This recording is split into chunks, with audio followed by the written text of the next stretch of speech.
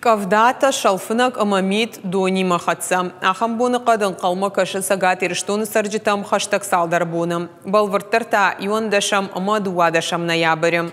Уйты хайнын разыр той сагат ирштуны гидрометцентры специалиста. Ахшавагон температура архаузан арты 8 градусы қармай, сыппар градусы оңгуа жалма. Боны гомфынтыш 2 градусай 0 фонзы онг қарма.